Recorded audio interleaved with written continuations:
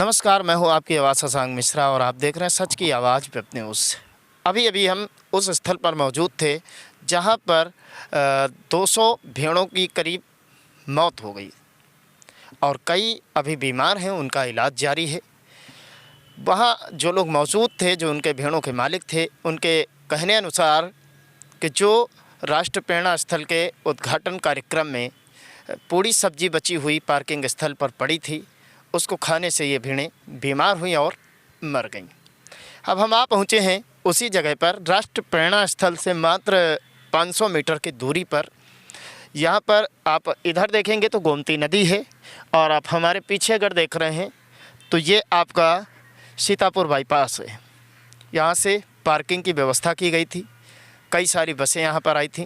अब हम आपको वो दिखाने जा रहे हैं कि अभी भी यहाँ पर गंदगी का अंबार तो वास्तव में पड़ा हुआ है। खुले में अभी भी यहाँ पूरी सब्जी सब पड़ी हुई है, बदबू बहुत ज़्यादा है, सड़न मच चुकी है इस भोजन में। अब ये देखिए, ये आपको दिखाई दे रही है आलू की सब्जी कितनी भारी मात्रा में पड़ी हुई है और पूड़ियाँ भी पड़ी हुई हैं और बदबू यहाँ पर इतनी ज़्यादा है कि खड़े होना भी दूभर है। और जब भेड़ों के मरने की सूचना फैली, मीडिया के द्वारा कई जगह खबर फैली, उसके बाद आनन फानन में नगर निगम के लोगों ने यहाँ पर जेसीबी लाकर तुरंत गड्ढा खोदा और इसमें जो वेस्टेज था अब डालना शुरू किया है। ये आप देख सकते हैं कि ये सब वेस्टेज यहाँ पर पड़ा हुआ दिख रहा है। शायद ये आज ही डाला गया है। बदबू बहुत ज़्यादा है, रुकना संभव नहीं हो पा रहा है। और अभी आपको यहाँ से कुछ दूरी पर अगर आप देखेंगे तो अब नगर निगम के लोग जो रोड साइड का एरिया है वहाँ पर सफाई करते हुए दिख रहे हैं।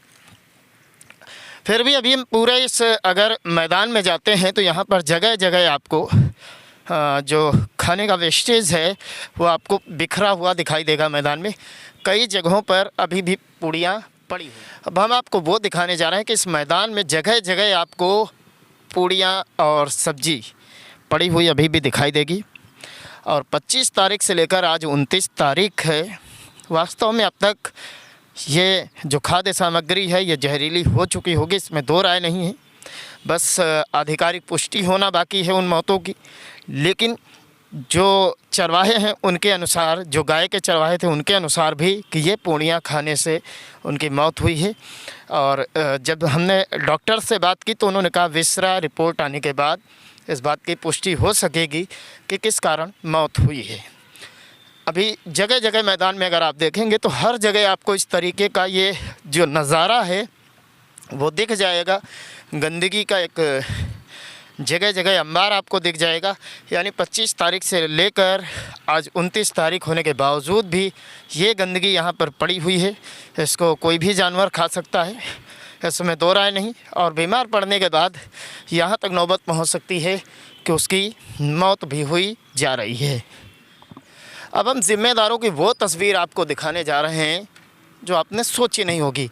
25 दिसंबर से 29 दिसंबर यानी 4 से 5 दिन का ये गैप होता है। लेकिन अभी गंदगी आपको हमने दिखाई और अब दिखा रहे हैं जब ये मौतें हुई हैं जानवरों की, उसके बाद यहाँ पर आप देखिए सफाई होना शुरू हुई है। अगर यही सफाई समय से हो जाती तो शायद ये मौतें नहीं होती।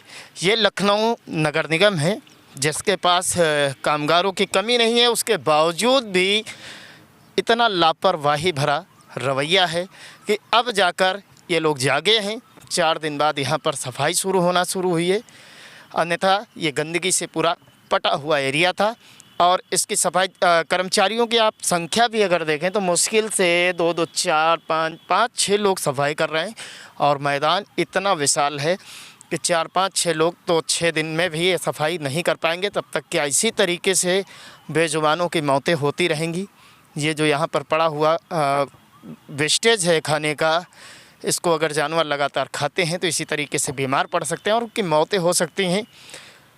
अर्थात जो लखनऊ का नगर निगम जिसने तीसरा रैंक भी प्राप्त किया था सफाई व्यवस्था में, क्या इसी तरीके की सफाई है लखनऊ नगर निगम की जिनको स्वच्छता रैंक हासिल करना, या फिर कागज़ पर ही स्वच्छता रैंक हासिल हुआ था इस तरीके की सफाई व्यवस्था पर सवाल तो उठते ही हैं। योगी जी, ऐसे लोगों पर कार्रवाई आखिर कब होगी?